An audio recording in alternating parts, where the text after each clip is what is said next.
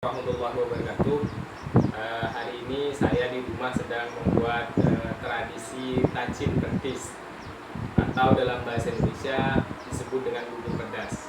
Bubur pedasnya orang Madura ini berbeda dengan bubur pedas orang Melayu pada umumnya.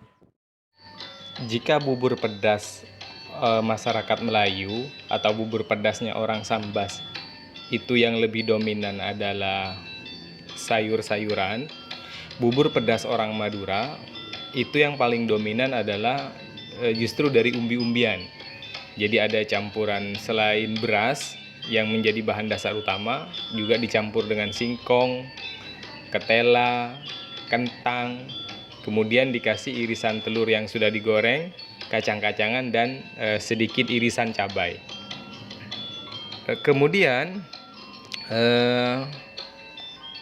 sejarahnya konon tradisi tacin petis ini bermuara pada peristiwa banjir besar di zaman Nabi Nuh.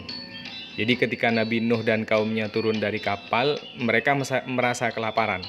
Sementara bekal makanan mereka sudah habis, yang tersisa hanya segenggam biji-bijian. Maka Nabi Nuh memerintahkan umatnya untuk mengumpulkan semua biji-bijian tersebut yang tersisa, kemudian dimasaknya menjadi semacam bubur. Tentu bubur yang dibuat di zaman Nabi Nuh itu berbeda dengan bubur yang dibuat dalam tradisi tacin petis ini.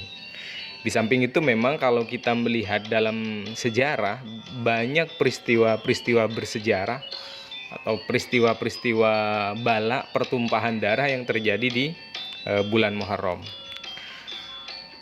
Nah, tacin petis itu uniknya adalah tacin petis itu dibuat tidak sekedar untuk dikonsumsi keluarga dan kerabatnya, melainkan juga disedekahkan kepada tetangga terdekat. Disinilah kemudian kita dapat merasakan sebuah bentuk solidaritas. Sebab dengan tradisi pemberian tacin petis ke tetangga atau teratur tadi itu dapat mempererat rasa persaudaraan dan meningkatkan keharmonisan bertetangga. Di samping itu memang tujuan utama daripada pembuatan tacin petis itu adalah sebagai penolak bala. Karena orang Madura percaya sebagaimana yang dianjurkan dalam agama Islam, bahwa dengan bersedekah seseorang itu bisa terhindar dari musibah. As-shadaqatu taraddul bala.